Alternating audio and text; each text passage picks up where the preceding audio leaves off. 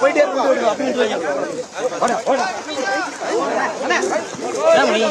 போங்க வாங்க போட்டுக்கியா மாடே வரல.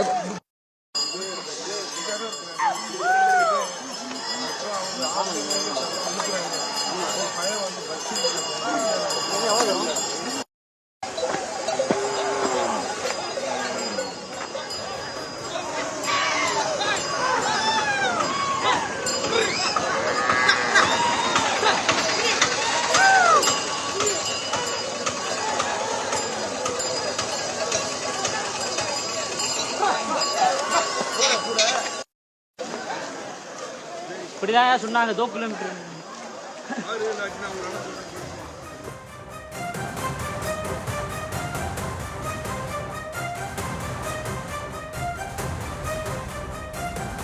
அண்மை செய்தியை பார்த்துக் கொண்டிருக்கிறோம். தேனியில் தடையை மீறி சீமான் தலைமையில் மாடு மேய்க்கும் போராட்டமானது நடத்தப்பட்டு வருகிறது. முன்னதாக நாம் தமிழர் கட்சி சார்பில் மாடு மேய்க்கும் போராட்டம் தேனியில் நடத்தப்படும் என அறிவிக்கப்பட்டிருந்த நிலையில் தற்போது அவர் சீமான் தலைமையில் அந்த போராட்டமானது மேற்கொள்ளப்பட்டு வருகிறது. முன்னதாக வனத்துறையினர் அதற்கு தடை விதித்ததால் அவர்கள் இருவருக்கும் வாக்குவாதமானது ஏற்பட்டது. அந்த காட்சிகளையும் பார்த்தோம்.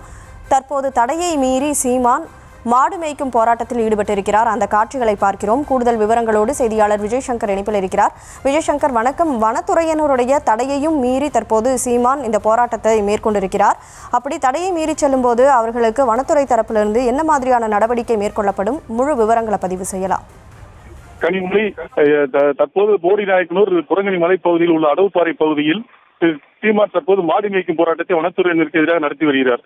நாட்டு மாடுகளை பாதுகாக்க வேண்டும் என்ற நோக்கத்துடனும் நாட்டு மாடுகளுக்கு உணவு தேவைப்படுவதால் மலைப்பகுதியில் மேய்ச்சலுக்கு அனுமதிக்க வேண்டும் என்ற கோரிக்கைகளை வைத்தும் இப்பகுதியில் உள்ள மாடு மேய்ப்பவர்களுக்கு ஆதரவாக சீமான் என்ற போராட்டத்தை நடத்தி வருகிறார். இந்நிலையில் போடியிலிருந்து சுமார் 10 கிலோமீட்டர் தொலைவில் உள்ள அடவுப்பாறை பகுதியில் இந்த போராட்டம் நடைபெற்ற நிலையில் அதிகாலையில் இருந்தே காவல்துறையினர் வனத்துறையினர் 100க்கும் மேற்பட்டவர்கள் அங்கு பாதுகாப்பு பணியில் ஈடுபடுத்தப்பட்டு வந்தனர். போடி முந்தல் பகுதியில் தனது சிறப்புரையை முடித்துவிட்டு அங்கிருந்து புறப்பட்டு சென்ற சீமான் அங்கே மாடுகளை மேய்க்கும் முயற்சியில் ஈடுபட்டார். கையில் கம்புடன் நடந்து சென்று மாடு மேய்க்கும் அவர்களுடன் நடந்து சென்று சுமார் 1 கிலோமீட்டர் நடந்து சென்று சாலை நடந்து சென்று மாடு மேய்க்கும் இடத்துக்கு சென்ற பொழுது அங்கே வனத்துறையினர் மாடு மேய்க்கும் மலைப்பகுதிக்கு அவரை செல்ல விடாமல் அங்கே தடுப்புகளை போட்டு தடுத்து நிறுத்தினர். இதனால் சீமானுக்கும் அவர்களுக்கும் வாக்குவாதம் ஏற்பட்டது. சாந்தமாக பேசிய நிலையில் சீமான் இருந்த பொழுது அவர்கள் உள்ளே அனுமதிக்க முடியாது என்று கூறிய நிலையில் தடையை மீறி சீமான் தடையை அப்புறப்படுத்தி நாம் தமிழர் கட்சியுடன் மேலே மாடுகளை விரட்டி உள்ளே மேய்ச்சலுக்கு அனுமதி சென்றார். அதே நேரத்தில் அவர்களுடன் வந்த உள்ளூர் மற்றும் அருகில் உள்ள கிராமங்களைச் சேர்ந்த நபர்கள் மாடுகளை கொண்டு வந்திருந்த நபர்கள் தங்கள் மாடுகளை மேலே அனுமதிக்க வேண்டும் என்று வனத்துறையினர் வாக்குவாதத்தில் ஈடுபட்டனர். அந்த நிலையில் வாக்குவாதத்தில் உள்ள அனுமதிக்க மறுத்த நிலையில் அங்குள்ள தடுப்புகளை ஆவேசமாக அகற்றி தூக்கி எறிந்துவிட்டு அவர்களை உள்ளே அனுமதித்தனர். இந்த நிலையில் அவர்கள் இதனால் அப்பகுதியில் தள்ளுமுள் ஏற்பட்டதால் பரபரப்பான சூழ்நிலை நிலவியது. இதனைத் தொடர்ந்து நாம் தமிழர் கட்சியை சேர்ந்த பிரமுகர்கள் அங்கே அவர்களை சமரசம் செய்யும் முயற்சியில் ஈடுபட்ட நிலையில் நாம் தமிழர் தலைவர் சீமான் மாடு மேய்க்க மலை உச்சிக்கே சென்று விட்டார். அங்கிருந்து சென்றுவிட்டு தற்பொழுது மீண்டும் சாலை பகுதிக்கு வந்து கொண்டிருக்கிறார். இந்நிலையில் வனத்துறையினர் அவர் மீது வழக்கு பதிவு செய்வதற்கும் அல்லது கைது செய்வதற்கும் உள்ள நடவடிக்கை எடுப்பதற்கு கலந்து ஆலோசனை செய்து வருகின்றனர். கனிமொழி,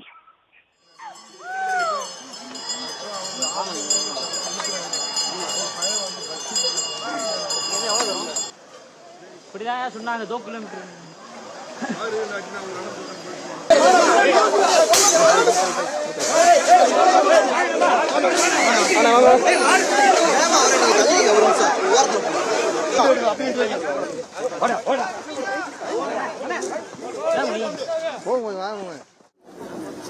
என்னது கொடுமை!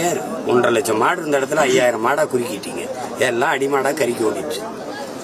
கால்நடைக்குன்னு ஒரு துறை வச்சிருக்கு. அது இதை பத்தி கவலைப்பட்டிருக்க? பால் வளத்துறைன்னு இருக்கு. பால் எங்க இருந்து வரும்? குழாய் எடுத்துருன்னா வருமா? மாடு இல்லாம எங்க பால் வரும்? அந்த 2 துறைகள் எதுக்கு வச்சிருக்கு? அரசு வச்சிருக்குல்ல. அரசு பால் வைக்கிறது, மாடு மேய்க்காது. மாடு மேய்க்காது எப்படி இருக்கு?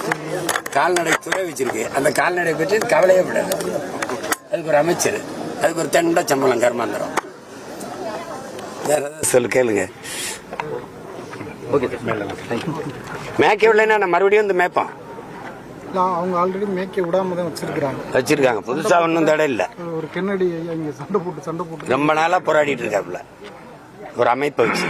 இது ஒரு கோரிக்கை தான், ஆட்சியாளர்களுக்கு அதிகாரத்தில் இருப்பவங்களுக்கு ஒரு கோரிக்கை தான். எங்களையும் பாரு, எங்க கோரிக்கையை கவனத்தில் எடு.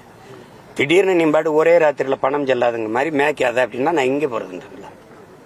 ஒரு மாற்று இருக்கணும். நலன் சார்ந்து சிந்திக்கிற ஒரு அதிகாரம் என்ன பண்ணும்? பணம் செல்லாதுன்னு சொல்ல போகுது. 1000 ரூபாய் செல்லாது, சரி இப்ப 2000 ரூபாய் தான் செல்லும் அப்படின்னா 2000 ரூபாயை அச்சிட்டு போதிய அளவிற்கு புழக்கத்துக்கு வங்கியில் கொண்டாந்து சேமிச்சுட்டுல செல்லாதுன்னு சொல்லியிருக்கணும். அப்படிதானே சொல்லியிருக்கணும். தப்பு நீங்க பாட்டு சொல்லிட்டீங்க. நாளையில இருந்து யாரும் சோறு திங்காதுன்னா மாற்ற எது திங்கிறது? அப்புறம் சோறு திங்காமன்னு கேட்பேன்ல. அப்ப இதை சாப்பிடு இதை சாப்பிடாதுன்னு சொன்னா சரி. மாட்டுக்கறி சாப்பிடாத அப்படின்னா சாப்பிடல. முதல்ல நீ என் உணவை உறுதி செய், அப்புறம் நான் எதை சாப்பிடுறதுன்னு முடிவு செய். அப்ப எனக்கு மேய்ச்சல் இடம் இதுன்னு சொல்லு, அது உறுதி செய். அப்புறமா நீ இந்த சட்டத்தை முடிவு செய். அதை விட்டு நீ மாட்டுக்கு மேய்க்காத அப்படின்னா எங்க போய் மேய்க்கிறது? எங்க போய் மேய்க்கிறது? பீஃப் எக்ஸ்போர்ட் ஹே இந்துஸ்தான் இஸ் நம்பர் 1 ஹேன்ற இந்த பீஃப் இவன் தானே. பாலில் பெரிய பொருளாதாரம் இருக்கு. அதுலயே நம்ம பொருளாதாரத்தில் தற்சார்பு அடையலாம்னு டைரி டேல பால் நாளில் பிரதமர் ஐயா பேசுறாங்க. அப்புறம் அது எங்க இருந்து வரும்? இயற்கை வேளாண்மைன்னு எல்லாம் பேசிறியே. ஆர்கானிக் ஃபுட் அப்படிங்கலாம் சொல்றியே. ஆடு மாட்டு கழிவு இல்லாம இயற்கை உரம் ஏது? இந்த மூளை சிந்திக்காத அதையெல்லாம் கொடுமை.